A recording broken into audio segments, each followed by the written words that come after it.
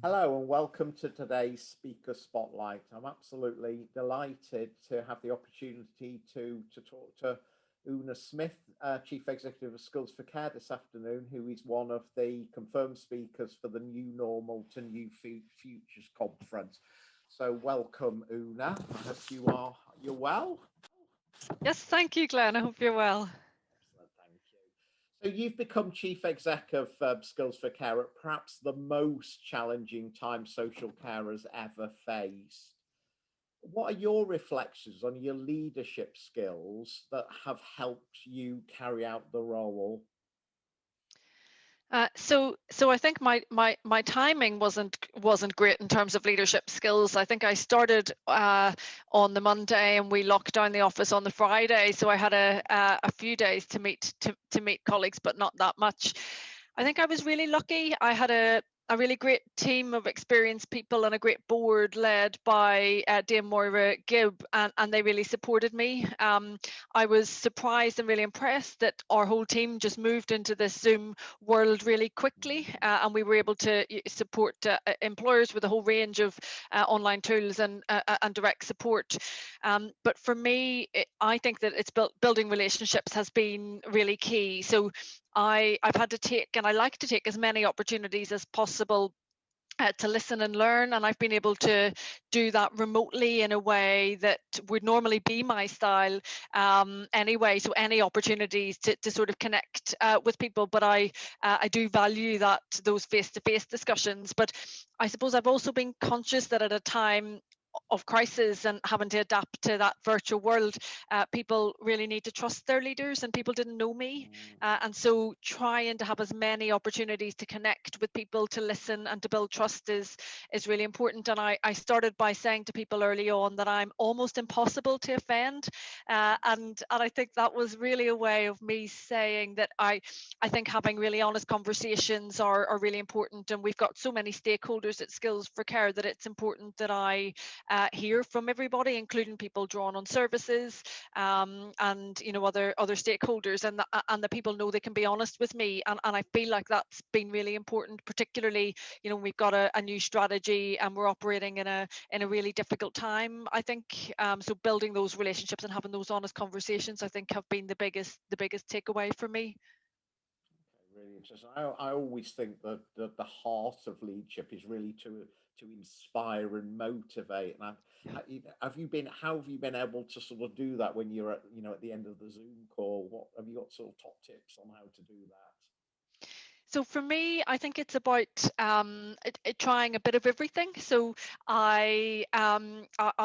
we started having two weekly, fortnightly Zoom calls, all staff Zoom calls. So some of them are quite topic based on particular issues. Some of them are really open and just using humor.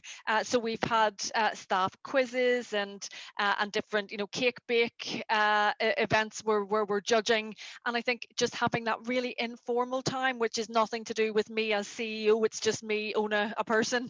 But what that's also done then is meant that I think I feel more accessible to the organization, and so people then started to contact me directly, and to have some of those open conversations. I do a regular update, and some of that is just about me and my weekend, and just silly things that then people feel like they can connect on, and they'll get back and say, oh, I did something similar, or I'm reading that book.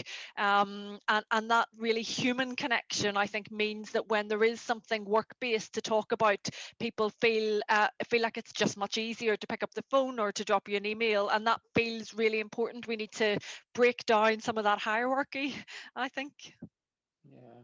So the conference is entitled "New Normal to New Future," and the world is definitely opening up. I was down in London sort of yesterday and travelling back on the train. The carriage was Mm. pretty full actually. It felt the nearest to normal that we'd been for probably for 12 months. So what is it that you want to hold on to in coming into this new future, and what are you really looking forward to getting back to?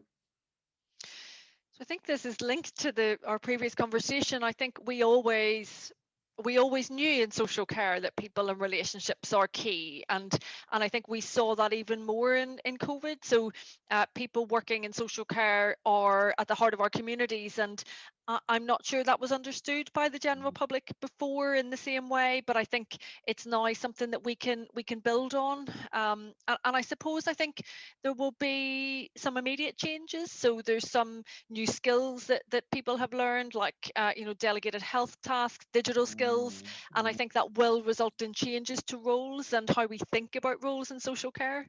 But I really hope that that increased attention on social care means that we'll see more value for the roles and for people working in them.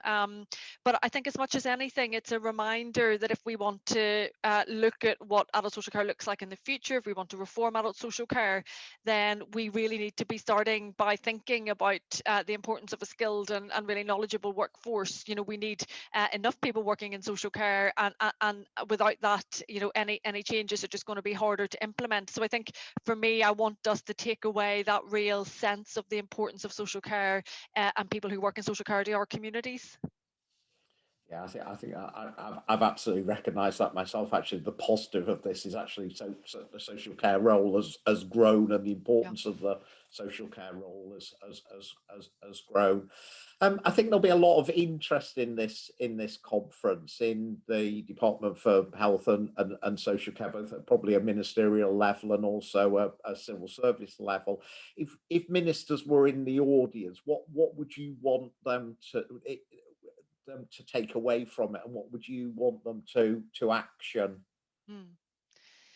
So I hope that when we think about the future of social care and its potential and reform, that we can really start from a vision of the social care that we're trying to create. I keep saying that I think we need to anchor that vision in something really positive about how we all want to live and what social care can do in terms of supporting people to live the lives that they choose, that we choose. And I do think there's a moment here to build something for the future. I think we can invest in supporting good lives, and not just for now. And social care changes all the time, and the skills and the models that we're going to want and need in the future are going to be different from what we have in the past. And I think starting with that sort of long-term future in mind feels really important. And I hope that the ministers would take away that importance of continuing to put workforce challenges, but also opportunities at the heart of their thinking. And I think that would be my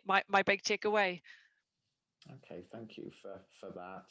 And I think the importance of the conference is and the partnership element in terms of social care, working with partners, particularly in the NHS, is reinforced by Sir Simon Stevens being the keynote speaker.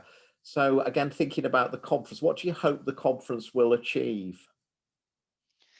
I mean, I think you hinted at it there, Glenn. I think I think we all recognise that it's a really important opportunity to get together and talk about how we can together effectively influence the future vision for social care. There's no one person or body that can make this change happen alone, and I think it can only help us to take this opportunity to influence that long-term thinking and long-term reform, and to build something that we're all really, really proud of. So I think what I'd want is that we all look and we can say, yes, this is exactly how I want to be supported to live my life, and my life with all its complexity and all the bits that are individual for me.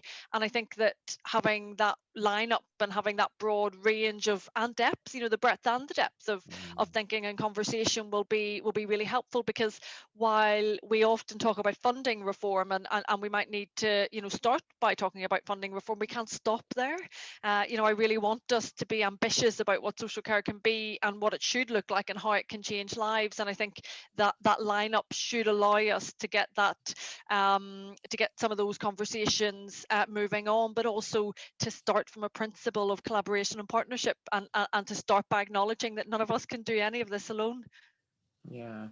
And I think Skills for Care has an important role there in terms of the voice of the provider in workforce matters, because I think you're right, it is about reform from a funding perspective, but I think one of the things from my perspective that's missing at the moment is perhaps trust between commissioners and providers that we are on the same side, Yeah. working together for the better outcome for the customer, as it were, the service user. Yeah. Um, Yeah. so thinking forward then, because I think it's important that we have our eye on the next stage. What would be your top tips for the next 12 to 18 months for the workforce, for providers, around what you would like to see happen? So I think I'd like us to be ambitious. So I'd say let's really be ambitious and not let this opportunity pass. It's been a really difficult year, and it would be such a shame to lose the opportunity to do something quite different. I think, linked to our previous conversation, I think we need to keep talking, we need to keep collaborating, and we need to keep working in partnership. We don't want to lose momentum. And I would say, for me, the two really important pieces to remember is that I think we need to have people who draw on social care at the heart of any reform. There's no point in thinking about reform if we don't think about people who are using and accessing and drawing on social care.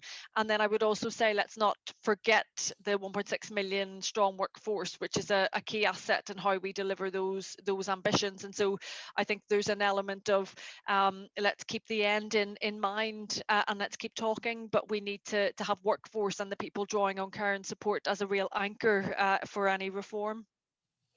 And I want to finish our conversation today by again looking at workforce. So, thinking about your role as chief exec of the sector's workforce development organisation, how do you think we should say thank you to the frontline workforce and celebrate what they've achieved during this dreadful year?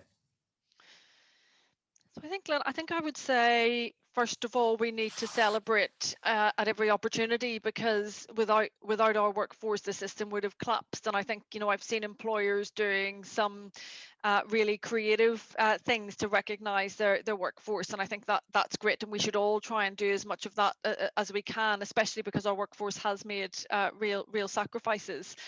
I think in COVID, social care has had a lot of attention in the media, but it's been mostly care homes. And Mm. it's true that care homes are a really important part of social care, but there's also such a breadth of diversity that people don't hear about. And I think I'd like to acknowledge the work that people have done in all roles in social care, and I think that's really important.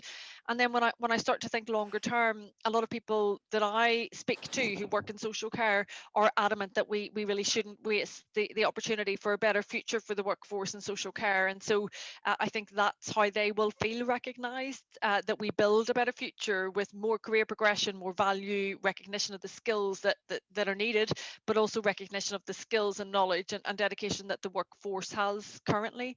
And I think if we don't take that opportunity to build a better future, then we'll have wasted the goodwill that we know is out there. And so I think I would say, let's do what we can to recognise and thank people now, but let's also build that into the future, so that people can see, actually, yes, this we did sacrifice a lot, and we had to we haven't had leave all year, and all of those really human impacts, and we've lost people that we love, but now we're somewhere better. So I think I would really want us not to waste that chance, I think. I very much like your optimism, and share that optimism as well. So thank you very much, Oonagh, for sharing your reflections on the pandemic, and particularly your vision for the future. It's been a useful sort of sneak preview of some of the things that you'll be saying at the conference, and hopefully whetting our appetite for your presentation and the other speakers' presentations. So there still are tickets available for the Care Talk Live conference, preparing for a new normal in social care. The tickets are on sale now, so please visit the www.caretalk.co.uk/conf to find out how to book your tickets and join us in what will be, I'm sure, a fabulous conference. So thank you very much, Oonagh.